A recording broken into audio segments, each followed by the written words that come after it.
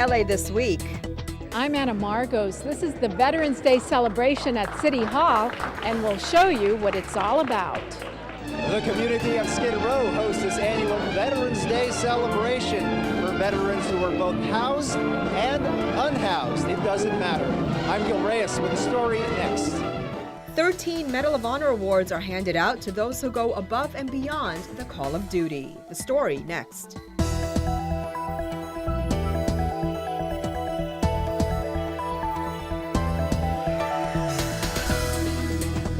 Hello and welcome to LA This Week. Thanks for joining us. I'm Yana Kay. Well, those cameras you may have noticed at downtown intersections aren't just monitoring drivers. As Gil Reyes reports, the city is working with top universities to improve downtown foot traffic and so much more. Look, up in the Arts District, cameras at First and Alameda and other prime intersections recording the trends of cyclists and pedestrians, their numbers, their peak travel times, some 60 hours of video recorded so far, but it's not humans doing the counting. It's done much faster by computer, an algorithm newly developed by the LA Department of Transportation and Cal State LA. The goals are improved traffic flow and safety. Either adding bicycle and pedestrian infrastructure, or even something as simple as changing the countdown time for a pedestrian crossing. That's something we can even get that real-time information from and be able to change over the course of a few hours. It's one of the projects from the one-year-old Data Science Federation. Members gather with the city's Information Technology Agency at City Hall. It's a group of 14 universities that work together with the City of Los Angeles to take on big challenges that are tough for departments to take on by themselves. Enhancing traffic safety is just one aspect. The Data Science Federation is currently working on or has completed some 30 projects, including ways to speed up city audits, also improvements to the evaluations of rent-stabilized housing throughout the city. The group is also working with the UCLA California Policy Lab to identify people at risk of homelessness and hook them up with services before they're on the streets. And it's through the Data Science Federation where we can take our challenges, our data, and the best and the brightest to help identify solutions and change how we run this city. A better, safer city for all. In the Arts District, I'm Gil Reyes for LA This Week. A total of 5 cameras are recording pedestrian and cycling trends in the Arts District. If you look hard, you'll also find them at 1st and Mission, also 4th and Mission. Well, firefighters do brave things every day, but some go above and beyond the call of duty, risking their lives for others. The LA Fire Department honors these firefighters with a Medal of Valor awards. Anna Marcos joins us with more. Anna. Yana, heroes who save lives, that's what this is all about, and 13 of them will be getting their Medal of Valor awards. A day's work at the office looks a little different for a firefighter. Diving into fires, saving someone from a shark attack, or talking a jumper off a ledge, all part of the 9 to 5. The Medal of Valor Awards honors the firefighters and paramedics who make all this happen and more. Firefighter Award recipient Bryce Gutierrez rescued 4 children in a fire. Once I was told that there was kids trapped in there, I immediately put my mask on and I jumped through the window. When I did get in the room, there was no visibility. There's heavy heat, heavy smoke, heavy pressurized smoke. I couldn't see anything, and I basically just searched the room for the kids until I found all 4 of them. So you were in danger too? Yeah, I guess you could say so, yes. You don't know sometimes if they're still alive, but you got to get them out. We're doing our job. It's what we do. When we do it, you take a moment to reflect and say, well, I'm glad I can make a difference. And typically, we didn't want any recognition. On this day, these firefighters are getting that recognition whether they want it or not. It's a no-brainer. This is our fire department. These are our men and women on the front lines, our first responders. And this year, for the first time, the LA Fire Department is also honoring a civilian, a doctor who was called by firefighters to a horrific accident at a metalworks shop, a worker caught in a machine. He was trapped, both of his legs were trapped in the metal auger, and then we had to make the decision to amputate both of his legs in order to save his life. That man survived to thank the doctor who saved him. Meanwhile, all these guys say they're just doing their job. Today, there's a little pat on the back before they get back to the business of saving lives. I'm Anna Marcos for LA This Week. The LA Fire Department Foundation put on the event. Well, a 5-minute lesson could save a life. Gil Reyes reports on CPR Week and 2 easy-to-learn procedures that could mean the difference between life and breath. Anyone who wanted to learned CPR in practically no time. I mean, it's easy, basic steps that sometimes we don't realize we could do, but I learned a lot just coming here. It was only like 5 minutes and it was quick. The LA City Fire Department and Councilman David Rue kicked off CPR Week at Griffith Observatory, encouraging everyone to learn this technique in the event of a heart attack or other emergency. It is our duty as family members, as neighbors, and as friends. There's hands-only CPR. No rescue breathing is needed, but you will need about 100 to 120 chest compressions per minute. You do that until the firefighter or paramedics get there.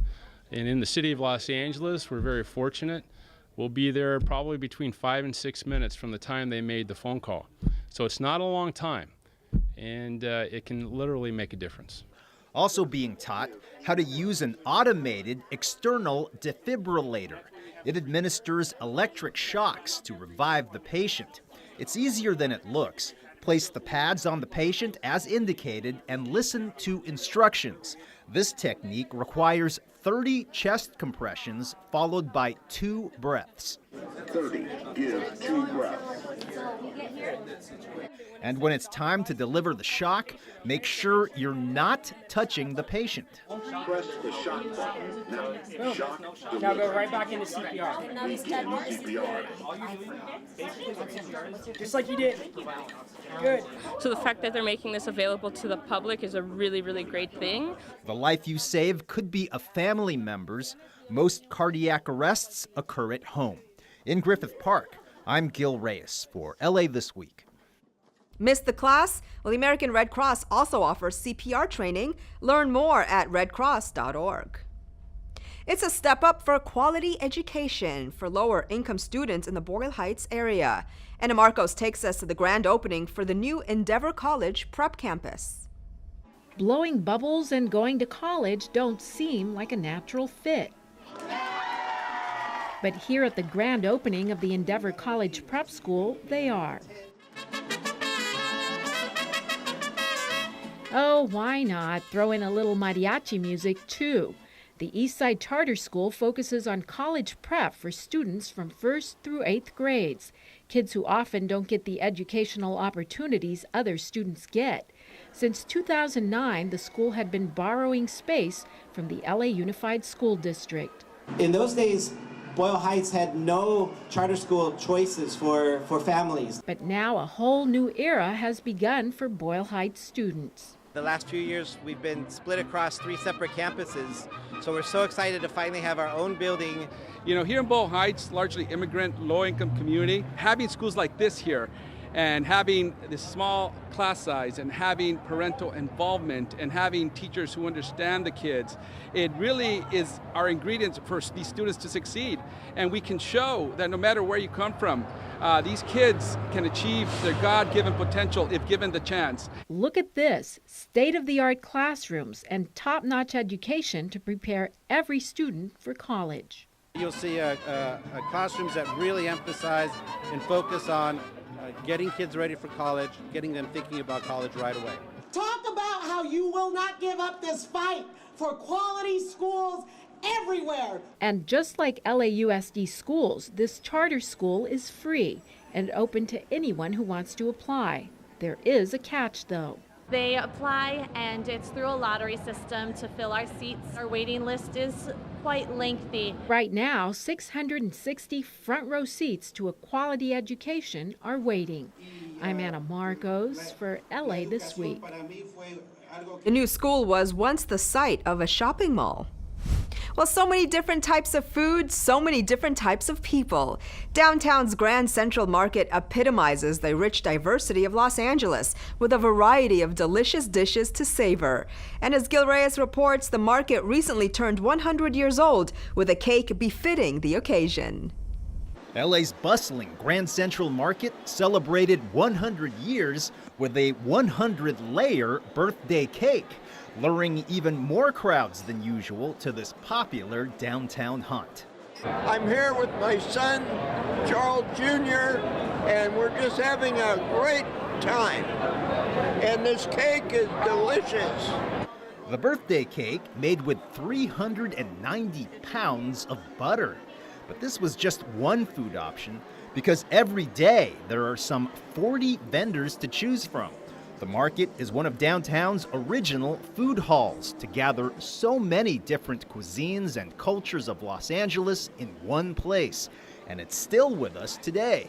Where you can go from a Mexican to a Chinese to a Filipino restaurant. You can even wait in line for an hour at Egg Slut if you want. It's a celebration of food and culture like no other location in our great city. City leaders praising the market, which opened in October 1917 in downtown's Bunker Hill area. This is rare footage of Grand Central Market from the early 1960s, and even then, it was filled with produce, delis, and other food options that truly reflected the diversity of the city. Though food prices have changed since then, signature neon signs are still here. Adele Yellen and her late husband Ira purchased the market in 1984. Adele had a message for patrons. This has been a magnificent journey, and I thank all of you for supporting us. Here's to another 100 years. From downtown's Grand Central Market, I'm Gil Reyes for LA This Week. Make sure to come hungry. Grand Central Market is located on 3rd and Broadway in downtown and is open every day from 8 a.m. to 10 p.m. Well, Veterans Day honors the men and women who have fought to protect our democracy. Now, city leaders are honoring those vets who continue to give back to their country and community, even after their years of military service. Anna Marcos reports. The battle at Guadalcanal was a harrowing one for a newbie soldier. Sam Reiner ought to know. He was there and he had several close calls. It's a miracle that I'm alive. And on the 13th day in battle, that's when the sniper seen me first, and he aimed for my head. And of course, he missed my head, and the bullet went in my neck. It passed over my spine. Reiner is among 14 military veterans honored at City Hall for all they've done for their country and communities. Councilmember Paul Krikorian spearheaded the event. We owe them decent health care. We owe them jobs. We owe them education. We need to address the outrageous problem of homeless veterans. We need to help all of our veterans heal their emotional scars, and especially, we owe them our respect. And these veterans continue to give back. Not only do they champion veterans' issues, but they help build up their communities in whatever way they can. This is my passion, helping veterans. I help them find housing. I counsel the women. My job as state commander, it was legislation. Go to the hospitals, make sure that the veterans are getting their care. Then there's Sergeant Al Martinez, ex-Marine turned city employee turned LAPD officer and security guard at City Hall. During an evacuation of one of our buildings, that Al carried a disabled employee down 11 flights of stairs. Part of being a veteran is giving you some knowledge of what it takes to be a leader and to be in a community and a group, because that's what they teach you in the service, how to be a part of a team. As for our World War II hero Reiner, well, he visits local schools to teach children World War II history, and that includes interesting tidbits you won't get in the history books. And you cannot brush your teeth. I have false teeth now because we couldn't brush our teeth. I couldn't say stop shooting, so I could brush my teeth. We get the feeling those children won't be forgetting that bit of World War II history anytime soon. And with these awards, Council members hope we don't forget all the heroes who fought and continue to fight for our country. I'm Anna Marcos for LA This Week. War veterans were also honored with a big parade in Mission Hills. But saying thanks for your service is not enough. As Gil Reyes reports, city leaders say landlords and employers can do more. The City of LA's only Veterans Day parade honored military service members. I'm currently in the Army National Guard here in California. Active and inactive. Oh, it's awesome. See so many veterans and the community. And I am so proud to be the daughter of a Vietnam veteran, a green card veteran that served our country so honorably. Councilmember Monica Rodriguez and her dad Ralph rode in the procession. Ralph Rodriguez is a veteran of both the U.S. Marines and the LA City Fire Department. Also there was LA Mayor Eric Garcetti, a Navy Reserve officer. It's a day for us to remember that we can do something to say more than just thank you, but to hire a vet and to house a vet. And for me, that's really been a focus of my time as mayor with the new Office of Veterans Affairs that does both of those things, helping over 10,000 veterans get jobs. Vietnam-era veteran John Dominguez wants to go further. Anybody that served or been wounded in combat literally should come back and should have a lifetime hospital care equivalent to a congressman, should also get a medium income from where their area they came from. They should have free education to incorporate them back into the system. This yearly parade in Mission Hills launched 14 years ago with the help of council member Bob Blumenfield. And it's a great way to honor veterans, because there's no other Veterans Day parade in the city of Los Angeles. Honoring all who've served in the U.S. Armed Forces. In Mission Hills, I'm Gil Reyes for LA This Week. When we talk about honoring veterans, we also have to include those experiencing homelessness. Gil Reyes reports on one organization dedicated to housing veterans and feeding them too. For serving our country, these military veterans gathered in Skid Row are served a big steak lunch on the house. Alvin Wilder, a former homeless Army veteran, savors the time with his fellow service members. It helps uplift everybody's spirit, and it gives them a lot of camaraderie, everybody get to meet each other, and see each other every year, and that's kind of important, let them know that they're not by themselves. The Skid Row Housing Corporation has hosted their annual Veterans Day luncheon every year for the past 20 years or so. And whether or not these veterans are housed, all veterans are welcome to come in, eat some food, and shoot the breeze. We really want to show them that they're loved and cared about, and we support them and thank them for their service. Anita Nelson is from SRO Housing Corporation, an organization trying to help the estimated 4,800 homeless veterans in LA County. Southern California has the highest number of homeless vets anywhere in the nation. We take homeless veterans off the street, give them housing services, and prepare them to move into permanent housing. But it hasn't been easy. At last count, the number of unsheltered veterans in LA County has surged 58% over the past year. But for at least one day, everyone who enters James Wood Community Center in Skid Row receives a free meal. Also gift bags with toiletries, socks, and towels, courtesy of AT&T Pioneers. Which is a small token for our veterans that have helped to keep us safe and secure and be able to live the American dream. We're truly grateful. They also receive the respect they deserve. From James Wood Community Center in Skid Row, I'm Gil Reyes for LA This Week. Skid Row's Midnight Mission also pitched in to supply 150 free meals on Veterans Day. Well, more Veterans Day celebrations in Northeast LA. The city is one step closer to becoming a greener and cleaner city, and an iconic building in Hollywood gets historical status. All these stories in Citybeat. Over in Northeast LA, more Veterans Day honors as the community came together at the Cypress Park Veterans Memorial Park to honor those who served and continue to sacrifice for our country. The memorial was erected 15 years ago by local volunteers and help from the city of LA. It's a day to celebrate being a veteran and receiving acknowledgement for what we have endured Many, many veterans have endured much worse than I, and frankly, it's an honor. It's an honor to receive this gratitude and this appreciation from people. And we want to make sure that they're recognized and know that they have a home here. The Los Angeles City Council set a goal of transitioning the city to a 100% zero-emission bus fleet by 2030, matching the goal already set by Metro for its buses countywide. Councilman Jose Huizar introduced the electric bus motion with Councilmember Mike Bonin, who said that electric buses are a game changer because they help move more people where they need to go without adding harmful fossil fuel pollution to the air we breathe. The Hollywood Reporter building on Sunset Boulevard was added to LA's list of historic cultural monuments in a move that will delay and could prevent its destruction. The owners of the building want to tear it down to make way for a new development, but the City Council's 11-0 vote should delay its demolition for at least a year while preservation options are considered.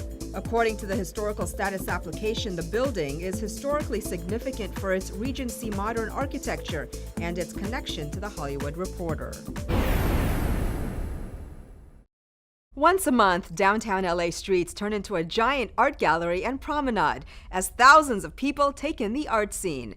As Anna Marcos shows us, at a recent downtown ArtWalk, street artists were the stars of the show.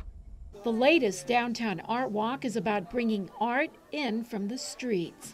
The theme, From Street to Canvas, brings muralists and street artists into a setting they're not usually seen in, the gallery setting. The biggest misconception about street art is that they're all vandals. The reality is a lot of them are really trained artists. Trained, artistic, and inspired, even if the work is sometimes, well, lowbrow.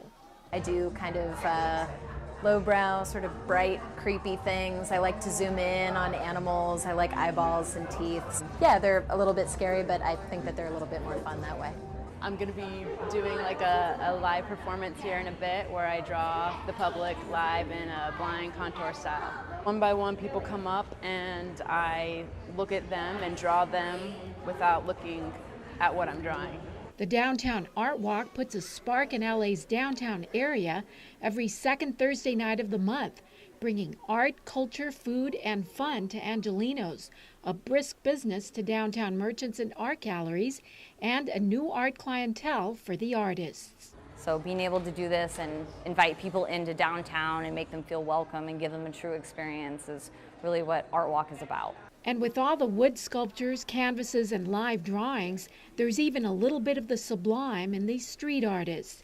Here is what drawing a collage of faces means to Davia King. It's the microcosm to the macrocosm. Each one of us is part of that microcosm, and on a large scale, we make up the whole humanity. It may be street, but it's deep. I'm Anna Marcos for LA This Week. For more information, visit downtownartwalk.org. Well, get your pick of local handmade goods and designs during a holiday marketplace.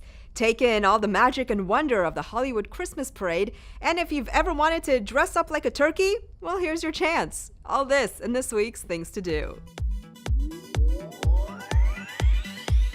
Handmade LA is Craft and Folk Museum's biannual marketplace showcasing a curated group of contemporary craft and design creations made by emerging and established artists and makers from the greater LA area.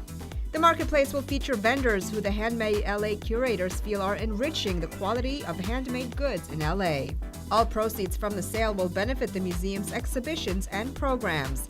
The marketplace takes place November 25th through the 26th at the Craft and Folk Museum at 5814 Wilshire Boulevard.